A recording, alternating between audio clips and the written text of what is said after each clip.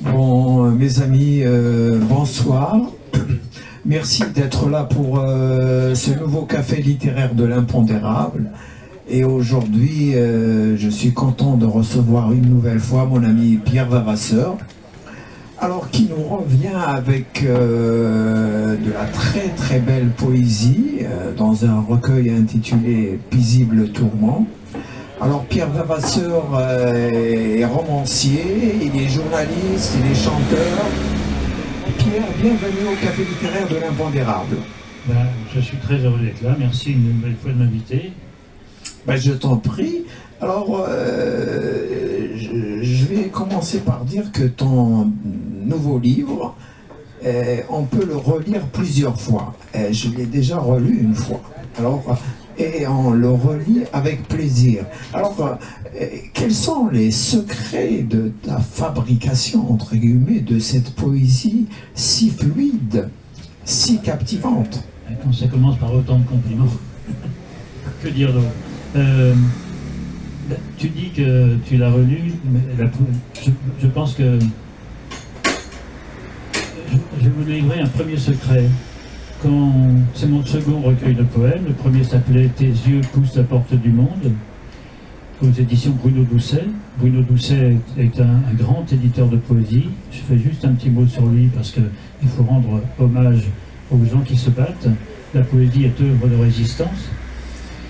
Bruno Doucet, pendant longtemps, s'est occupé, lorsque les éditions Robert Laffont s'en moquaient un peu, mais continuaient à garder le label, des éditions Segers, dont tout le monde a entendu parler, avec le grand poète Segers et Résistant qui avait créé cette collection. Et Robert Laffont avait ça, quand je dis ça, pour eux c'était exactement ça, ils avaient ce département.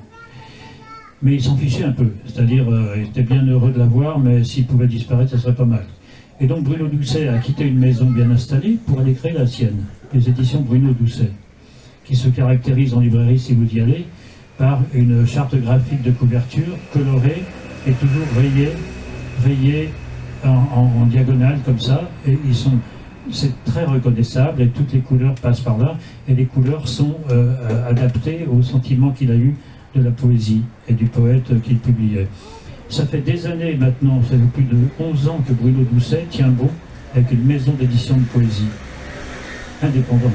Ça c'est très important.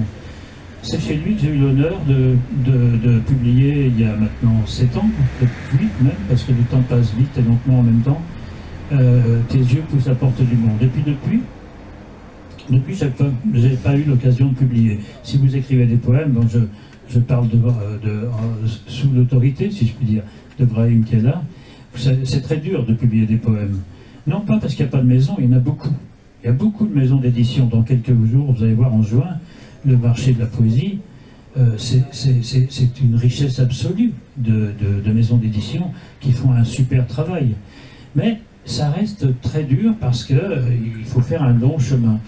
Moi, je crois que mon côté journaliste a dû aider un peu quand même. Il faut être humble. Quand vous êtes journaliste, vous connaissez plein de gens, vous en rencontrez plein d'autres, etc. Par exemple, Youssef. Et donc ça aide un peu. Mais la poésie, ça reste quelque chose, d'abord qui fait peur aussi aux éditeurs, qui fait peur à tout le monde, parce que ça se vend peu. Alors je vais vous parler d'une autre éditrice, je vais lui rendre hommage aussi, qui s'appelle Marie-Romaine Pagné, avec un E, accent aigu. Je parle toujours à vos velléités de publier. Marie-Romaine Pagné a créé sa maison il y a 2 ans, elle a 74 ans, elle a été... Et je répondrai à la question, hein. Je répondrai à la question. Pas de souci, vas-y. On sera là encore demain matin, mais bon... Non. Marie-Romaine Pagné, je veux lui rendre hommage parce que je n'avais plus d'éditeur. Pourquoi? Parce que Bruno Doucet s'est lancé dans une poésie de combat de tous les poètes étrangers qui résistent alors là pour de bon, presque les armes à la main, les armes étant des mots, mais qui sont menacés de finir en tôle dans tous les pays que vous imaginez. Et je ne veux pas être très indélicat, mais j'en connais un assez près. En fait, on en connaît quelques-uns assez près. Donc moi, ma poésie à moi, c'est plutôt, comme dit la chanson de Reggiani, la fragilité des roses. Vous voyez, je continue à m'intéresser à la douceur des choses en me disant que c'est aussi une manière de résistance dans un monde qui a d'une brutalité terrible. Défendre la douceur, je pense que c'est une manière de résister. Et je suis tombé, un jour, par hasard, parce que je m'occupe de littérature, sur les livres d'une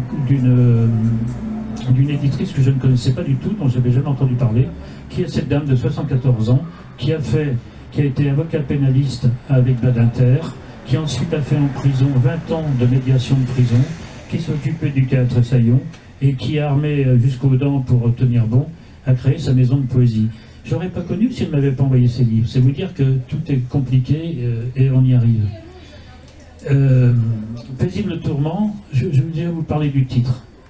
Je trouve que la vie est un tourment, plus ou moins paisible. Mais si j'avais écrit plus ou moins paisible tourment, ça manquait un peu de légèreté.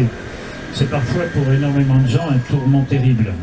On ne citera pas d'exemple aujourd'hui, on est là pour essayer d'espérer. Mais je trouve que c'est un tourment paisible. J'adore la phrase de Jules Renard qui dit, et que j'ai lu quand j'étais très jeune, parce que j'allais à la bibliothèque municipale de Chalon-sur-Saône, j'avais pas de livre chez moi, et cette bibliothèque m'a sauvé.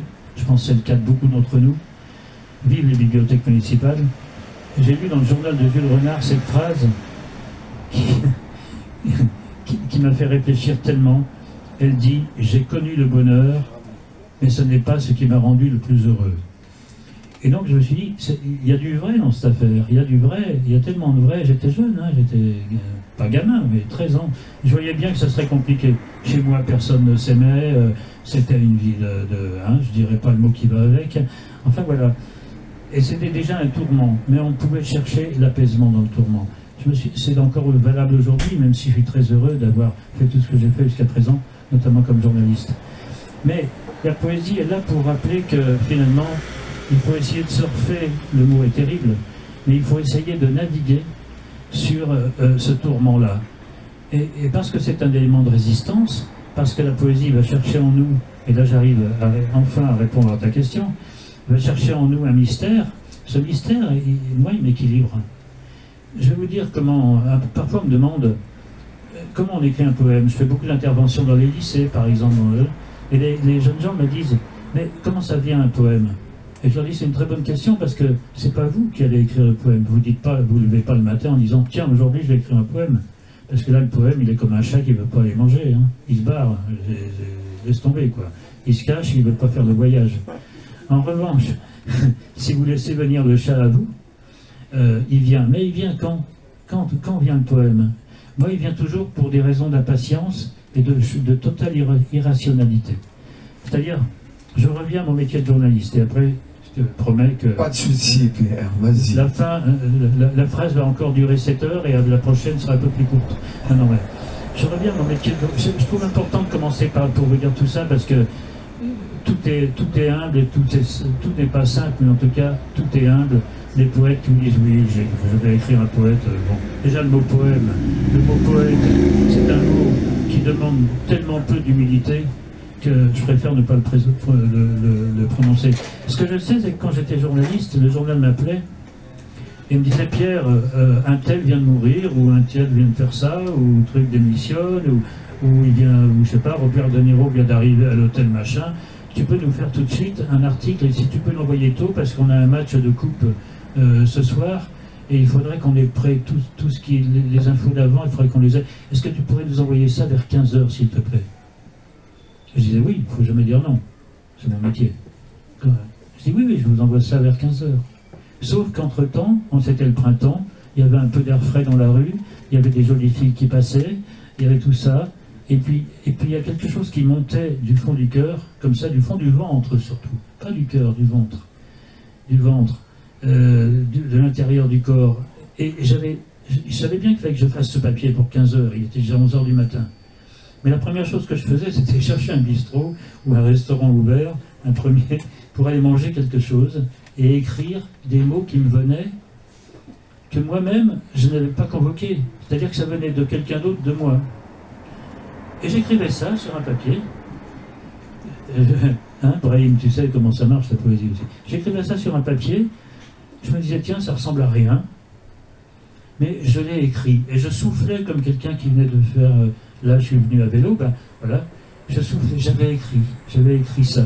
Je mettais le papier dans ma poche et je me mettais à faire le papier, le vrai et l'autre, pour le journal. Je n'aurais pas pu écrire l'article pour le journal si je n'avais pas écrit avant ce souffle intérieur que je ne reconnaissais en rien comment dire, encore une fois, de ce mot terrible, de quelque chose qui avait un sens. Ben c'est ça, en fait, c'est ce qui nous habite et qu'on ne connaît pas. Alors après, les jours suivants, vous reprenez votre papier, si vous ne l'avez pas perdu, parce que moi je suis champion de la perte des papiers, et puis vous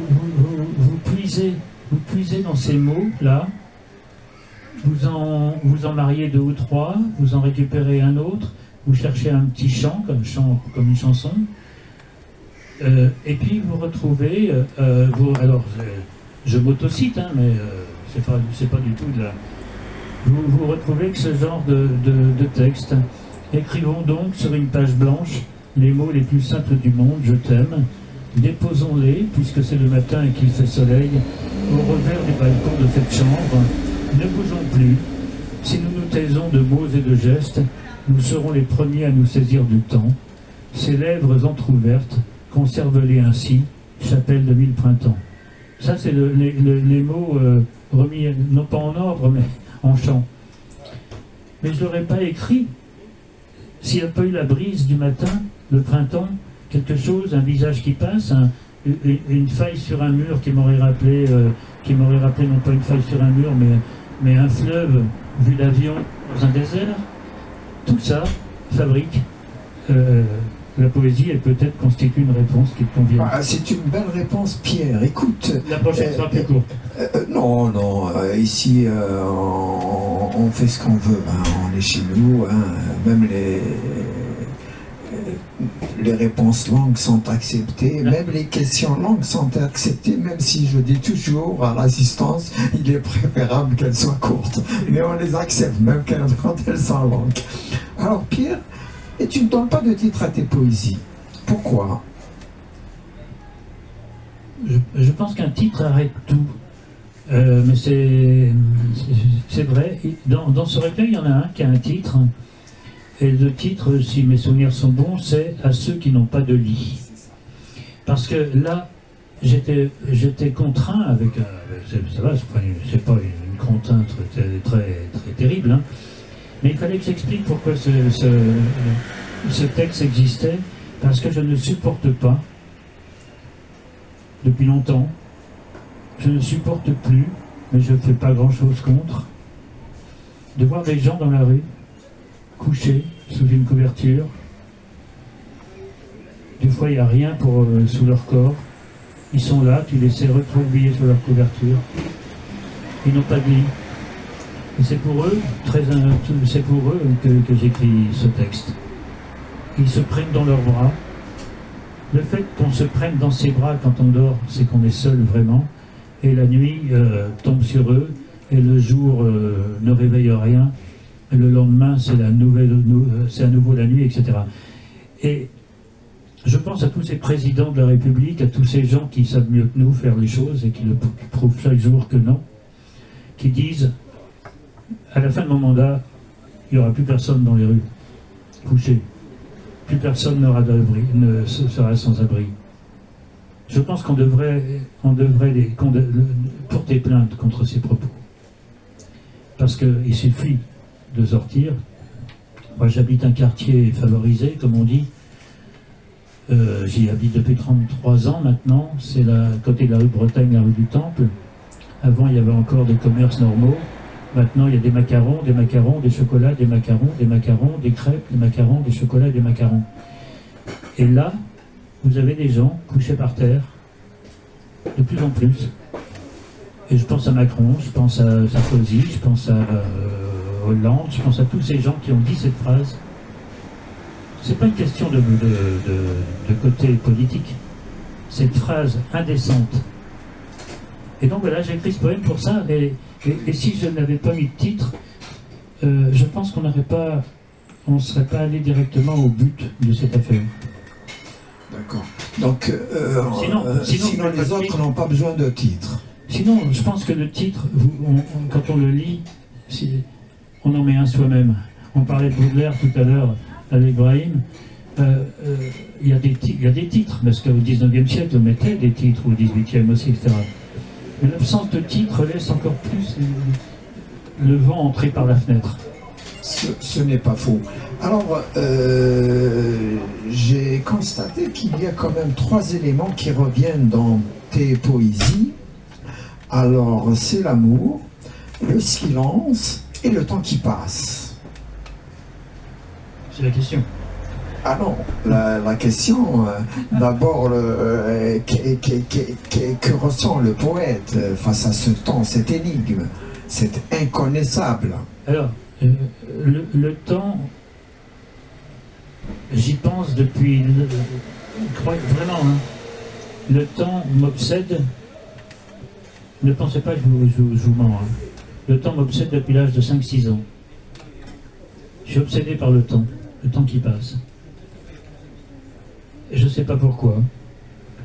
J'ai compris assez tôt, en voyant mes parents ne pas s'aimer, en voyant la vie qu'on menait, en voyant le manque de tout. Je me suis demandé ce qu'on faisait là. Et quand on se demande ce qu'on fait là, je suis très beckettien, moi. Je ne sais pas si vous aimez Beckett, mais moi j'ai été...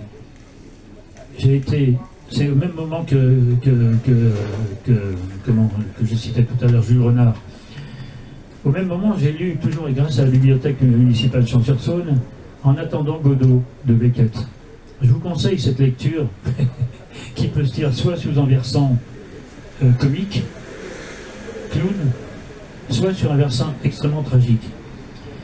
Et je prends ça à la bibliothèque, et je prends ce livre, et je tombe sur cette phrase d'Estragon ou Vladimir, je ne sais jamais qui parle à l'autre, qui dit « Qu'est-ce qu'on fait ?» je vous mens pas, j'avais 8 ans, 9 ans. « Qu'est-ce qu'on fait ?» On attend. Et l'autre lui répond « Oui, mais en attendant. » C'est un truc qui a pété dans mes neurones, comme un feu d'artifice, boum, ça a fait boum dans mes deux. Je me suis dit, mais c'est vrai ça. On descend dans la profondeur de... Je me suis pas dit des choses comme ça, hein, rassurez-vous, hein, quand même. Sinon je serais prix Nobel depuis longtemps. Mais je me suis dit, c'est vrai. Et donc je me suis intéressé à l'infini. Je me suis dit, le temps, descendre dans le temps, on descend combien de temps dans le temps comme ça? Combien de temps ça dure? Et un jour, à Thonon-les-Bains, je suis monté sur un bateau de promenade, qui lui a vraiment coulé après d'ailleurs, il est toujours au fond là. Mais bon, j'étais encore dessus, et je suis là, donc j'ai pas coulé avec lui. Et je me suis dit que le temps était lié à l'espace, et que l'espace aussi était infini. Je me suis mis à la proue de ce bateau de promenade sur le lac Léman, et je regardais j'ai regardé gicler les petites gouttelettes, et je me disais que la terre sur laquelle on était une de ces gouttelettes, et qu'elle allait, dans un espace extrêmement réduit, retomber dans l'immensité de l'eau, quoi. Enfin, vraiment, mais j'avais jamais vu autant d'eau de ma vie. Hein. La Clément, il suffit de mettre de la brume, c'est la mer. Hein. Donc, et je me suis dit, voilà, on est sur cette terre, elle peut plus retomber. Et ça a duré quoi? Même pas un quart de seconde. Et le quart de seconde, c'était ce qu'on vivait, nous. J'ai compris tout d'un coup que, voilà, ça m'a passionné. Et donc le temps, encore aujourd'hui, me passionne. Et quand on est mardi, je pense à jeudi. Là, on va bientôt partir en vacances 1 mois. Bon, enfin, le on, c'est moi. Hein.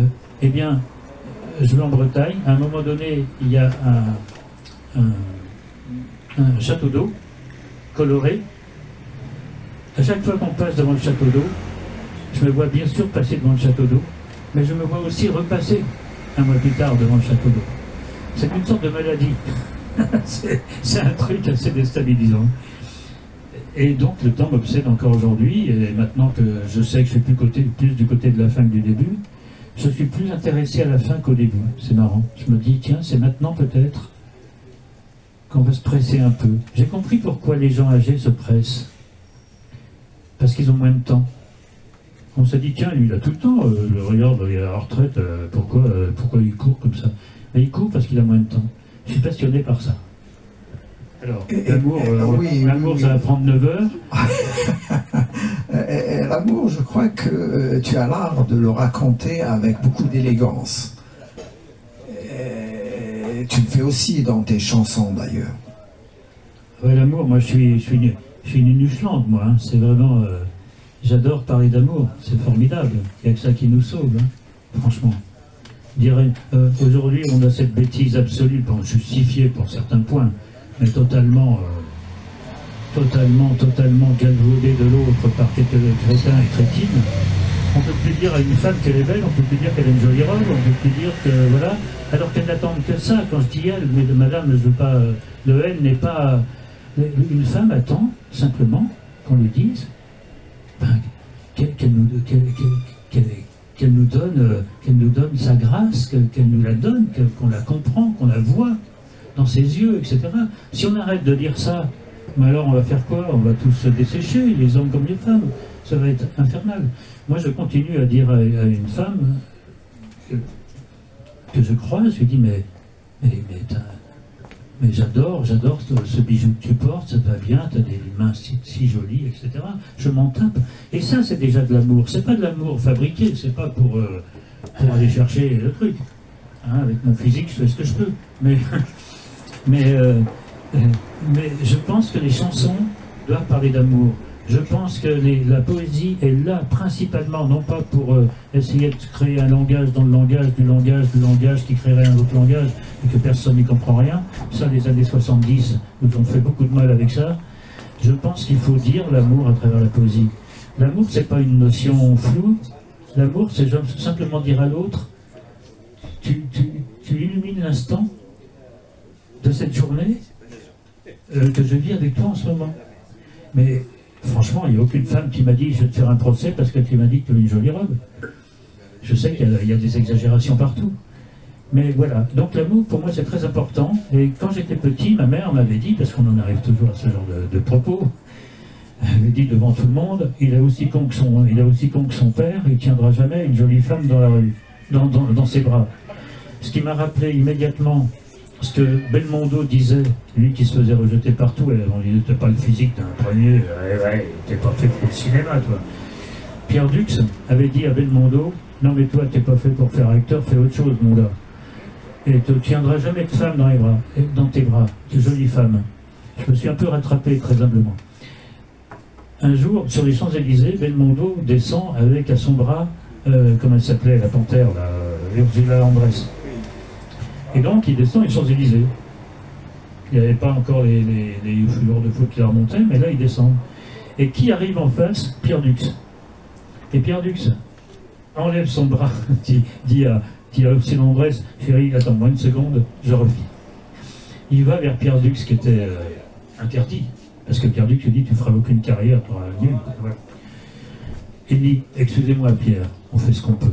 Et il revient prendre le bras d'Ursula Andress, et il descend comme ça. On sait la carrière qu'a fait Belmondo, c'est pas la mienne, mais ce que je veux dire, c'est que quand ma mère a dit cette phrase, je me suis dit que cette phrase qui était tellement méchante, la pauvre, elle a eu une vie brisée aussi. Je n'en veux pas. Elle avait une vie broyée. Tous ses rêves ont été broyés. Elle voulait être modiste à Paris. Dans la Bresse, le mot modiste à Paris, c'était comme une insulte. Elle a perdu tout son estomac d'ulcère, etc. Elle n'a jamais pu monter à Paris. Mon père est tombé de vélo, il a été taillé par une pierre, il est tailleur de pierre. Il n'a jamais monté à Paris non plus, il n'a jamais été tailleur de pierre. Les familles les ont mariés. Ces gens-là ne s'aimaient pas. C'était pas possible. Et moi, je cherche, depuis tout ce temps-là, le moyen d'essayer d'infiltrer un peu d'amour à tout ça. Alors c'est vrai que moi, je suis amoureux des femmes, oui, c'est vrai. C'est absolument vrai.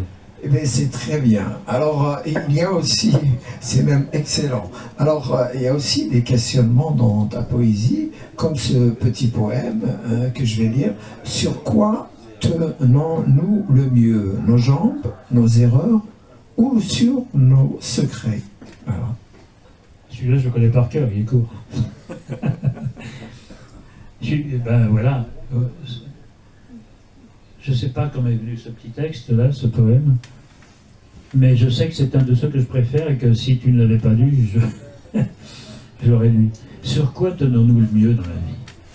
Sur nos jambes, nos erreurs ou nos secrets? Pour en faire un sujet du bac, hein, franchement, je plaisante.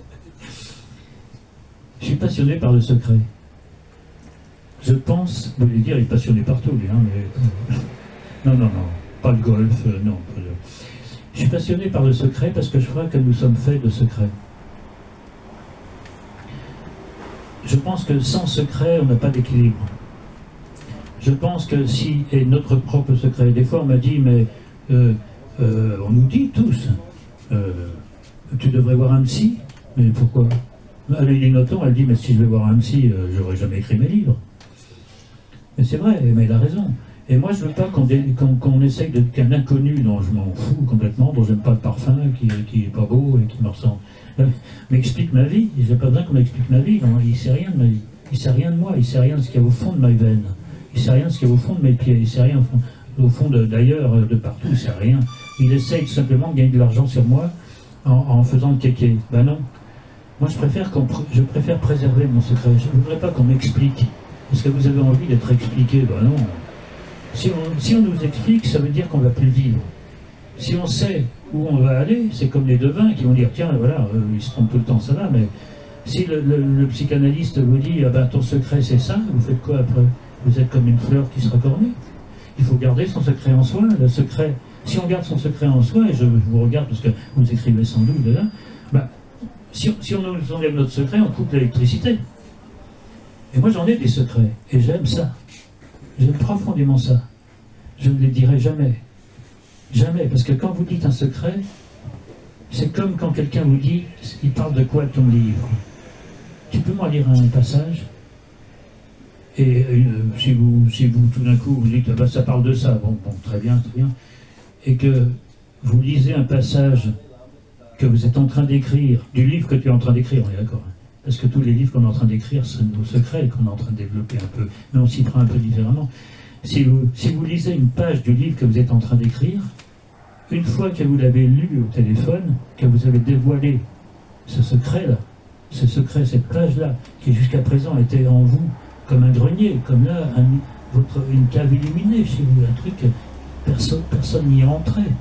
Vous avez ouvert la porte, vous avez lu par vanité la phrase, la page, vous raccrochez le téléphone, et la page, elle ne paraîtra jamais, parce que vous allez l'enlever, parce que vous l'avez dévoyé, parce que vous avez dévoyé un peu de ce secret. Et ça, c'est pas possible.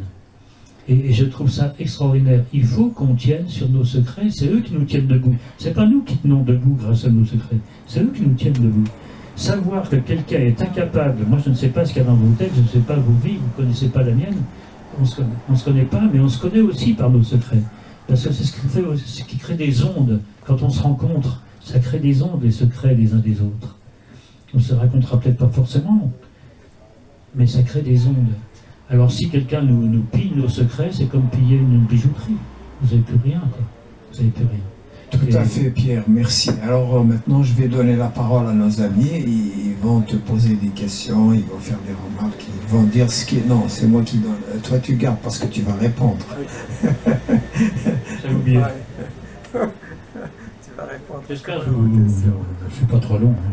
Non, Pierre Vavasseur, bienvenue au Café littéraire de l'Impondérable, un café littéraire quasi légendaire de notre ami Youssef Zirem. Pierre Vavasseur, vous êtes un personnage, journaliste, auteur, poète. Vous apportez un peu de lumière dans l'obscurité régnante, dans cette époque démente. Ce dernier livre est bienvenu. Le titre, paisible, tourment. Voilà, deux mots qui sont censés s'opposer. Et là, alors il y a du génie dans ce titre. Comment est-il venu? Ah, du génie, sans bouillir, hein, sans bouillir. Comme dit la publicité pour les cibles. Je ne sais pas s'il y a du génie, mais il m'est venu, tout à l'heure j'évoquais un peu cet état qu'on a contradictoire en nous. J'aime bien le mot oxymore. Le mot oxymore, il est génial parce que si on le découpe sur le sens, on a déjà un oxymore, on a le contraire d'un oxymore, puisque oxy est mort. Ça m'a toujours fait rire. C'est deux fois mort, un oxymore. J'aime bien les oxymores parce que je pense que on parlait d'équilibre tout à l'heure avec le secret et nous-mêmes. On a tous dans notre poche en ce moment une révélation qu'on devrait retenir chaque jour, enfin du moins retrouver chaque jour. C'est une pièce de monnaie. On a tous une pièce de monnaie.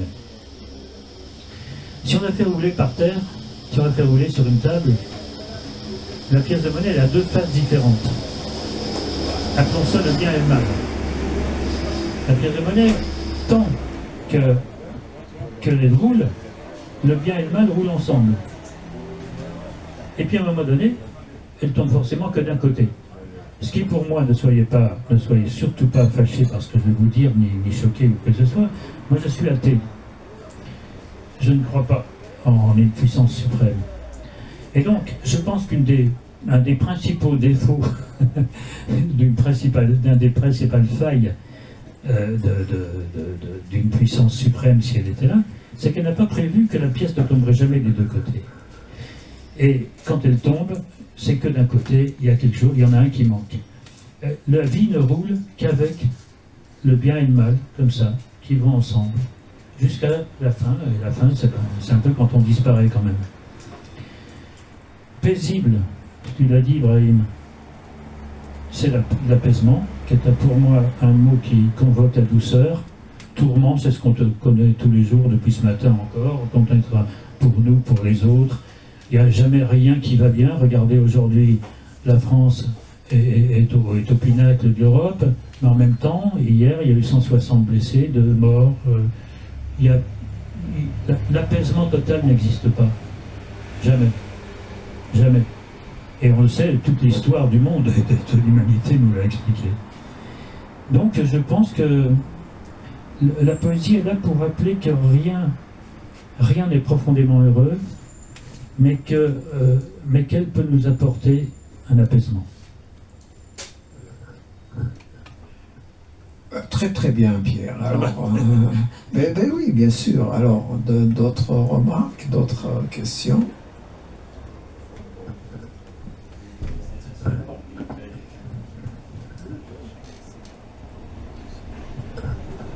Bonjour tout le monde, merci pour l'exposé. J'ai juste une question. Vous avez parlé du temps, de l'amour, de la mémoire, de savourer le temps de l'instant. Oui. Pour vous, c'est quoi le lien entre la vie et l'écriture? La vie, c'est ça? La vie et l'écriture. Oui, oui. Est-ce qu'il y a un lien? Il y en a un, oui, et il est lié à un mot qu'on n'a pas développé, heureusement, parce que sinon, on perd notre temps à cause de moi. Il est lié au silence et à la lenteur. Et l'écriture, il y a deux façons de la voir. Moi, je la vois vraiment avec un stylo dans la main. Je la vois au premier plan, j'allais dire, vous voyez, au ras des pâquerettes. L'écriture, c'est prendre un stylo. C'est lié à l'amour d'ailleurs. L'amour et les lettres, c'est très important. C'est prendre un stylo et être seul avec le silence de l'écriture. C'est l'écriture, hein, je réponds déjà à votre question. C'est très important parce que c'est physique l'écriture. C'est physique et silencieux. C'est aller au fond de soi-même. C'est pas taper sur un clavier. C'est très bien les claviers. Pas être idiot non plus. La vie avance comme elle va et c'est très bien. Mais l'écriture, avec un stylo, plume, et on voit aujourd'hui que dans les papeteries, il y a de plus en plus de stylos plumes. On nous dit que plus personne n'écrit. Ah bon? Il n'y a jamais eu autant de papeterie. Jamais eu autant. De jolies cartes, etc., de papier chinois, japonais, enfin bref. Le papier n'a jamais été autant recherché dans sa beauté que maintenant. Mais je reste sur ce silence-là. Ce silence, c'est le silence intérieur. Et le silence intérieur, c'est quoi? C'est nous. C'est notre vie. Pardon? C'est l'intimité. Il a dit, est-ce que c'est l'intimité? L'intimité, oui, pardon. C'est l'intimité, c'est notre intimité, et c'est cette intimité qui est la nôtre, qui est notre vie. Parce que le mot vie, c'est immense. Le mot vie, c'est plus grand que l'espace pour chacun de nous. Tout à l'heure, quelqu'un me disait que l'ordre dans le système solaire, il y avait une phrase pour dire, une phrase mnémotechnique pour dire dans quel ordre sont les planètes du système solaire. Il y avait Mercure, la Terre, etc. Et c'était magnifique ce que me disait cette personne. Mais nous, on a ça en nous. On a Mercure, on a tout ça. On a tout le système autour de nous qui est en nous, dans une infinité de ce qui est minuscule. On l'a en nous, mais ça nous fait bouger. C'est notre vie. C'est ce qui est le plus étranger à nous et le plus intime à nous. L'écriture, c'est ça, elle nous rappelle ça, l'écriture. Elle nous rappelle ça, et la vie n'étant pas faite quand même que de macération intérieure, elle est aussi faite de rencontres, et on retourne à l'amour. Écrire à quelqu'un, c'est partager son infini intérieur, c'est partager sa vie. Écrire un livre, c'est dire mon histoire, elle semble être la mienne, elle semble être unique, elle l'est, mais il y a une magie incroyable, c'est que cette unicité que tu as en toi, eh bien elle est universelle pour les autres. Les livres qui marchent, les poèmes qui ont atteint la postérité, les livres qui ont atteint la postérité, tout ça, toute cette quête de beauté, toute cette quête de force et de partage, parce qu'il y a ça aussi, c'est la singularité de nos vies adaptée à l'universalité des autres. C'est pour ça qu'on dit c'est un poème qui me parle, ou c'est un livre qui m'a beaucoup parlé. Parce que ça part toujours d'une histoire simple, d'une vie précise, et en passant par l'écriture, d'un échange total. Je ne sais pas si je réponds aux questions. Asdin, oui.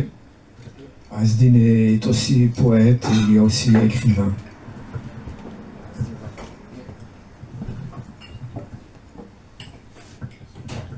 Merci beaucoup pour exposé. En fait, j'ai une question. Vous avez parlé de l'acte d'écriture comme un acte physique, effectivement. Et... En fait, moi, j'ai envie de poser une question sur la respiration.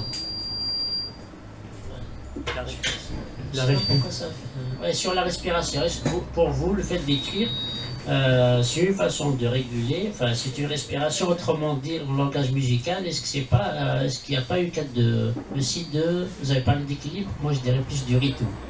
De chant? Non, de rythme. Oui, de rythme, oui, je sais bien, mais... Alors ça, c'est la première question. Oui. Et la deuxième question, tout à l'heure, vous avez parlé de Samuel Beckett, c'est un auteur aussi que j'aime beaucoup. Là, le passage que vous avez lu, ça me fait rappeler une réplique de... Je pense de Vladimir. Il disait que voilà l'homme tout en entier se prenant à ses chaussures, alors sentit le coupable. Le coupable. Moi, à travers ce que vous dites, bon, je ne connais pas encore votre livre. En fait, moi, je dirais que chez vous, bon, là, je vais oser le mot parce que je ne connais pas vraiment, je n'ai pas lu. Mais chez vous, le côté vivant, en fait. Et on va dire, il combat un peu l'absurde de la vie. Donc pour vous, écrire, c'est aussi, modestement, combattre l'absurde de l'existence. Voilà. Alors, je vais commencer par votre deuxième remarque. L'absurde de l'existence, je l'ai toujours ressenti. Je me suis toujours posé cette question, qu'est-ce qu'on fait là? En gros, si on se pose la question, qu'est-ce qu'on fait là? C'est intéressant, on pourrait y répondre. Hein. Qu'est-ce qu'on fait là? On n'a pas demandé. Hein, franchement, on n'a pas demandé. Donc, à partir du moment où on n'a pas demandé, moi, il y a des gens qui me disent c'est parce que tu as une mission. Oui, mais je n'ai pas demandé à avoir une mission. Donc, c'est l'infini, cette histoire. L'absurde de l'existence, c'est bien qu'on en parle comme ça maintenant, parce qu'on est en train de vivre en ce moment, depuis maintenant, disons, quelques années, et depuis une certaine élection aux États-Unis, on est en train d'arriver à la crête absolue de l'absurde. C'est-à-dire que le sens des mots, le sens tout court, il n'existe plus. il est dépassé par le mensonge qui est la vérité. Tout le monde se dit que les fake news, ça existait très bien. Je peux vous dire, moi, que je suis arrivé avec des martiens qui m'ont déposé à l'angle, là, ils sont repartis. Il y aura toujours quelqu'un pour me dire, ah oui, c'est très possible. Donc, on est en train, je trouve, en ce moment, d'entrer dans l'absurde. On y est. C'est incroyable. Il y a quand même 16%, une étude récente prouve, je ne sais pas si elle prouve, en tout cas elle le montre, et c'est une étude très sérieuse, que 16% en Europe des gamins de 16 ans, je dis gamins, pardon, c'est parce que je suis vieux maintenant, des gamins de 16 ans à 23 ans, je crois, c'est ça, 16% pensent que la Terre est plate, et en sont convaincus.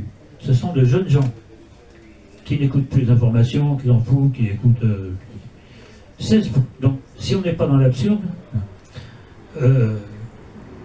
Jarry a écrit Ubu, le père Ubu, c'est maintenant. On y est. Il a même une mèche blonde sur le front et il décide que demain, il va faire couler le Canada parce qu'il a des trucs pour le faire couler, il va le dégonfler comme un ballon. Donc ça, moi je trouve qu'on vit sans doute une époque, alors là, comme on dit, formidable, vous savez, il y avait toujours ça, on vit une époque formidable, on y est. La poésie, là, elle sert, la poésie, il y a plein de gens qui nous disaient il y a encore une trentaine d'années, 40 ans ou 50 ans, là, ah mais ça n'a pas de sens la poésie, on n'y comprend rien. Ben, c'est justement ce non-sens de la poésie devient du sens. Parce que dans ce mystère qu'elle nous propose, moi j'essaye d'écrire une poésie qui puisse parler au plus près du cœur, mais je vois les autres écrivains, ils prennent d'autres chemins, et on pourrait se dire, tiens, j'ai pas compris ce qu'il veut dire, ça n'a pas de sens.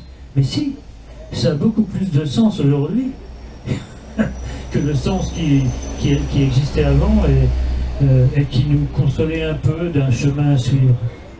Alors ça, c'est la première chose. Je trouve que l'écriture, vous le savez, si on est d'accord, j'imagine, par ces mots qui parfois descendent comme en chignole, dans une façon d'être, et qui nous disent, au fond, si, regarde, c'est par ce mystère que tu vas retrouver le sens, ça c'est formidable. Mais j'ai oublié le premier aspect. Le rythme, le chant. Moi j'appelle ça le chant, C-H-A-N-T. Je suis fasciné, il y a un truc qui me fascine, alors là c'est pas un secret pour moi, je vais vous le délivrer parce que je vis avec ça. J'ai cette pas dyslexie, mais j'ai un petit problème là dans les neurones. Vous me direz, bah oui, ça se voit depuis tout à l'heure. Je vois tout en couleur, les mots en couleur. Comme Rimbaud, qui disait, oh, noir, je sais pas quoi, mais il a rien compris, Rimbaud, il est vraiment pas bon. Hein. Moi, j'ai pas les mêmes couleurs, hein, on n'est pas d'accord, etc. Et moi, je vois les mots en couleur, je vois les mots en forme, je vois des bateaux, des mots qui sont des bateaux, je vois des mots qui sont des paysages, je vois tout ça. Et pour moi, les mots chantent. La sonorité, mais même sans guitare, sans rien, les mots chantent en eux-mêmes. C'est très joli. Ils ont des couleurs, ils ont des costumes. Si par exemple vous prenez fluorescent, je dis fluorescent, c'est un mot en couleur. Le U est jaune, vous ne serez sans doute pas d'accord parce qu'on n'est jamais d'accord là-dessus. Le O est noir, le E de res est gris clair, et en c'est un vert mordoré, c'est un vert comme ça, fluorescent. Fluorescent, c'est une femme qui danse, qui a fait avec sa robe, qu'elle fait tourner comme ça. Bon, moi je vois les choses comme ça. Ça aide beaucoup à écrire la partition.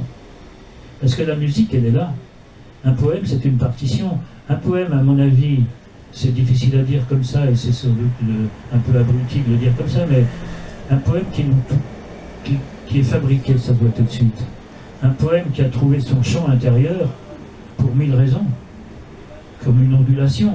Par exemple, le mot mélancolie, c'est un des plus beaux mots pour moi de la langue française. Parce que mélancolie, moi je vois l'ondulation sur la mer. Mélancolie. Rien que la langue à l'intérieur ondule. Mélancolie. Vous dites mélancolie, déjà vous êtes apaisé. Ça fait... C'est comme si vous avez pris un médicament, mais qui ne risque pas de vous faire du mal. Eh bien, si on associe toutes ces formes de mots, mais qui viennent de l'intérieur, tous les mots qu'on aime, si on les met ensemble. Par exemple, j'aime bien mon titre, Paisible Tourment. Je trouve qu'ils vont bien ensemble, on pourrait les marier. Vous voyez ce que je veux dire? Et j'ai toujours eu envie d'écrire un petit livre qui s'appellerait Le village des mots. Alors il y aurait Anticonstitutionnel qui se montre plus parce qu'il est super vexé. Il dit dans sa maison, là, les gens qui passent devant disent oui, non, mais lui, il se la jouait avant, mais maintenant il ne peut plus. C'est plus lui le mot, le plus machin. Mais vous voulez dire que je passe du coq à light, mais tout ça crée un champ. Et c'est pour ça qu'il faut toujours relire. Enfin, je vous le dis à vous comme si je donnais des coups, c'est pas ça, hein. Je pense qu'on est d'accord tous. Quand on écrit un article sous l'urgence, quand vous êtes au César et qu'il faut envoyer le papier à minuit, je parle toujours la même chose, hein. Mine de rien. Vous êtes couché par terre parce qu'il n'y a plus de place pour écrire. Vous êtes au Châtelet, vous tapez votre papier, il y a le journal qui vous appelle, il faut envoyer maintenant, et que vous cherchez le champ de la phrase, il y a une fait entonnoir qui vient là, qui dit « mets ce mot-là plutôt que là ». Mets-le vite, allez, dépêche-toi, parce qu'il y a un peu que ça à faire. Mets-le là, le mot, tu verras, demain ça sera bien. Tiens, mets ce mot-là, tu vas voir, il chante autrement. Il y a, Céline a dit cette phrase formidable, on lui demandait « qu'est-ce que c'est que le style ?» Et il a répondu « le style, c'est le mot qu'on n'attend pas ». Et tout ça crée le chant. Voilà, j'espère que je réponds à votre question, parce que voilà. En fait, je peux juste rajouter un mot. Oui, mais En fait, ça sonne. Ah ouais, j'espère que ça va moins sonner. En fait, puisque vous avez parlé des couleurs, et moi je vous ai parlé du rythme, Oui. je pense, j'ai lu quelque part que dans les modes, en musique, en théorie musicale occidentale, Oui. beaucoup de musiciens, de musicologues parlent aussi des couleurs en musique. Ah oui. Donc en fait, ma question, enfin dès le départ, mais là vous m'avez donné l'occasion de reposer la question autrement. Quand j'ai parlé du rythme, là j'ai pas lu vos textes, mais petite excuse lu, on sent qu'il y a le rythme. Et quand vous avez dit que je sens quelque chose de très vivant, est-ce que le fait d'écrire, c'est justement, c'est pas faire de la modulation, faire de la musique en quelque sorte? Si. En fait, c'est ça en fait. Ah mais si, totalement, bien sûr, oui. Ah, je suis persuadé de ça. On n'est pas obligé d'avoir un instrument dans la main. Je trouve qu'un poème vraiment, comment dire, réussi, c'est presque une personne avec qui on parle. Ou encore une fois, qui parle en nous. Et qui pourrait chanter en nous. Si, bien sûr. C'est coloré et c'est musical. C'est pour ça que je parle de chant, absolument. Je peux vous en lire un? Oui, bien sûr, Pierre, vas-y. J'ai le droit Mais tu as tous les droits. de lire mes œuvres géniales, indépassables. C'est juste pour vous dire. Je vais vous le lire sans le métro. C'est la fin. On s'en fout du métro. Puisque toi, tu viens par vélo. Donc, on s'en fout du métro. Voilà, parce que... Mais vous êtes... Voilà, on partage le même souci. C'est de laisser comme une trace d'un papillon, mais moi ce que j'aime beaucoup chez les papillons, malheureusement c'est pas bien pour eux, c'est les couleurs qu'ils laissent sur les doigts. Si on les attrape, malheureusement, ils vont mourir après. Et on garde la couleur de leurs ailes avec un peu de remords en se disant c'est de ma faute. Et en même temps c'est de la couleur. C'est toujours le contraire de tout. Je voudrais là-dedans, il y a des chansons, et dans ce petit recueil, il y a aussi des chansons qui sont construites comme des chansons et que je chante. Donc elles sont construites, elles sont architecturées. Ça se dit ça? Oui, Bien sûr, bien sûr. j'ai jamais. Si. Et puis d'autres qui sont libres d'elles-mêmes, quoi, qui sont voilà, qui sont livrées. Je vais vous dire une chanson sans l'air, pour que ça reste une chanson, pour que pour qu'il y ait ce chant des mots. Vous me direz si vous l'avez entendu. Cette robe enchantée sur ton âme, je l'ai cousue de mes baisers.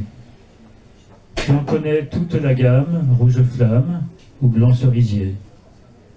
Dans la grande ville, mets ton grand voile pour naviguer droit à nos bras.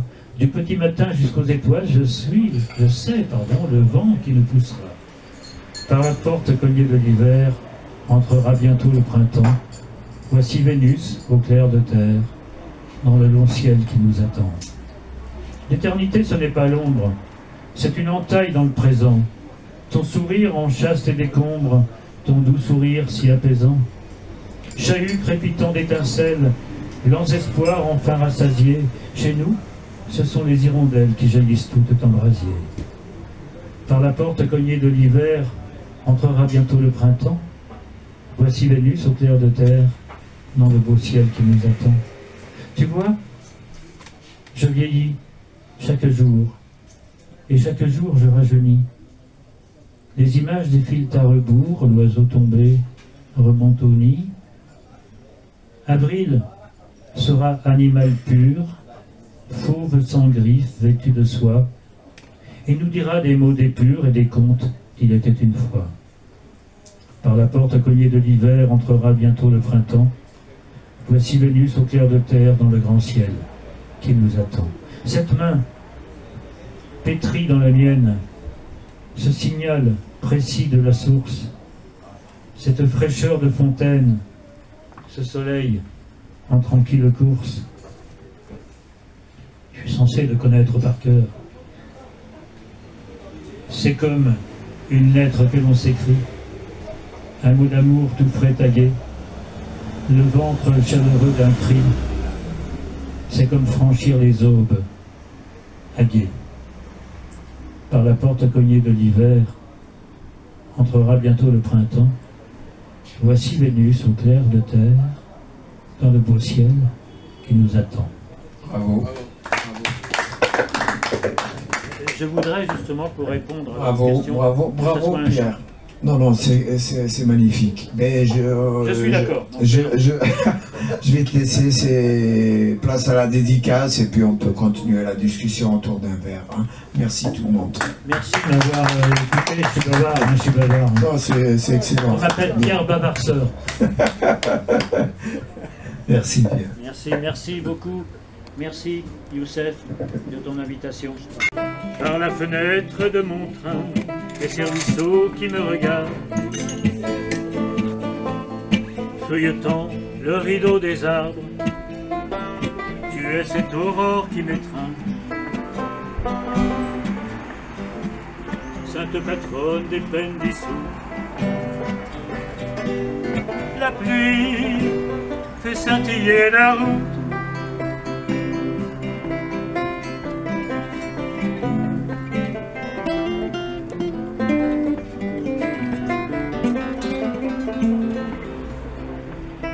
Par la fenêtre de mon train, qui file en 3 coups de sifflet, la pluie fait des perles au chemin, et je m'appuie sur ses reflets.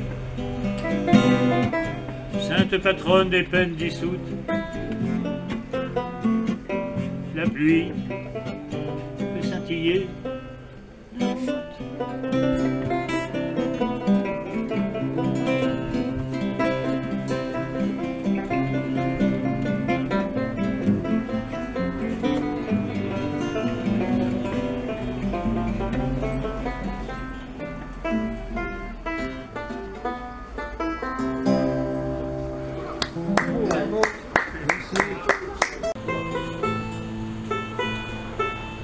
Avant que ça s'efface, avant qu'il n'y ait trace du chemin,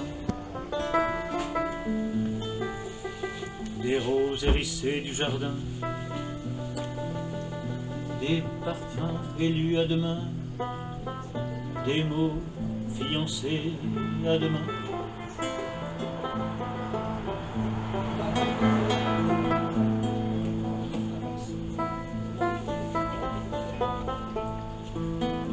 Avant le coup de grâce avant qu'il n'y ait place pour plus rien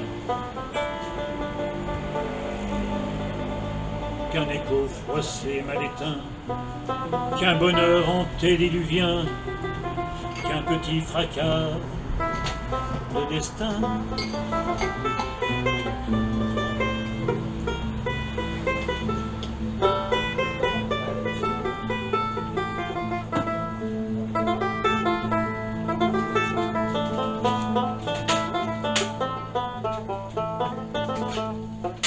Je te dis à voix basse, avant qu'on ne se lasse, n'y pense pas, n'y pense pas, n'y pense pas, viens.